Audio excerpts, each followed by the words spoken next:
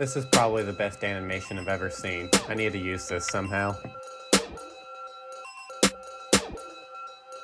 I started out this week without a plan, just like that intro, which is never a good idea when making games. Having no plan, but wanting to work on a game, leads to feature creep, and feature creep is the worst. It can lead to developers missing deadlines, crunching, and more stuff like that. I just can't think of any more though. But feature creep can also lead to some pretty cool additions or features to a game. For example, cooler hitmarker things, I don't know what to call those yet, sliding, destructible meshes that I still need to make look good, perks, and annoying alarms, just to name a few. So with that on my mind, I decided I'm going to spend this week making feature creep things. I wanted to warn you because most of my episodes somewhat have a theme or are focused all around one mechanic or feature, where this one will kind of be all over the place. I sat down to think of cool features I wanted to add. 5 minutes went by, I had nothing. 10 minutes went by, and I still had nothing. It's like when I think of a random feature I don't need, I just add it then and there. I transitioned to what I'm gonna call mechanics polishing. This game has a lot of cool mechanics, but I think a lot of them are 90% of what I want them to be, but not quite there yet. I started with my newest mechanic, the Hitmarker particles. I didn't even notice this issue was happening until I was editing last week's devlog. As you know, if you saw the last episode, hey, look at that, the link popped up in the top right corner if you missed it. Anyways, I added these new particles,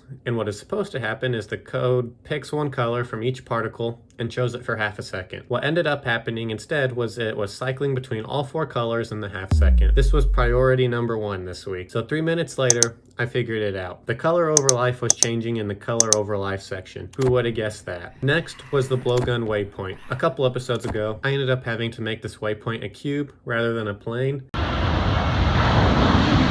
Not that kind of plane.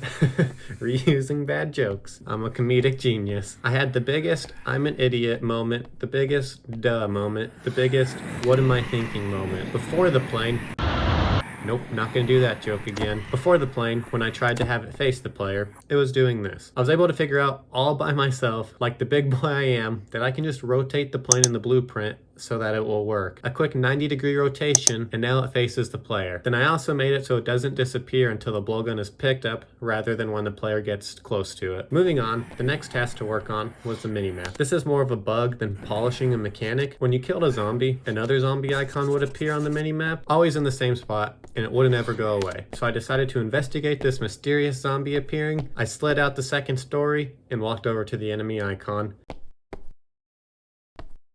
The minimap was lying to me. There's no zombies here. I looked through the minimap code and found out that I was always trying to have an enemy on 0, even if there is no enemy location. So with all that, I figured out that I can destroy the enemy icon. So now we won't have to worry about ghost zombies spawning in the same place now. The next couple things I did were animation based because I didn't get enough of that last week. Zombies can crouch, but when they crouch, they look like they want to throw fists. I think zombies are terrifying enough without having to threaten the main character like that. So now when they crouch, their arms still flail around everywhere, and it matches the rest of the zombie animations. Then I needed a switch weapon animation. Right now, the character is faster than the Flash when switching weapons. My name is Main character, and I am the fastest weapon switcher. alive.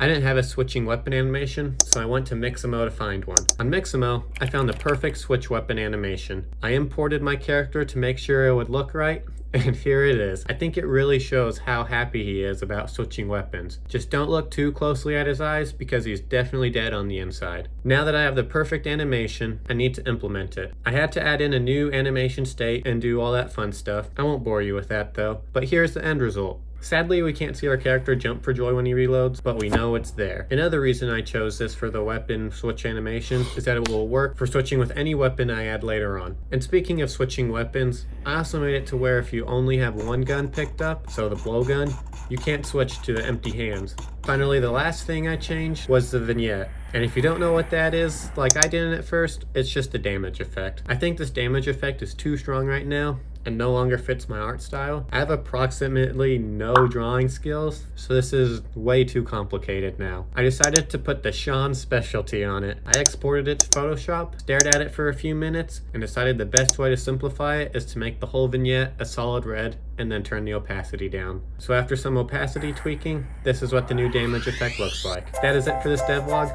My game is on itch.io if you want to try it. The link will be in the description. Thanks for watching.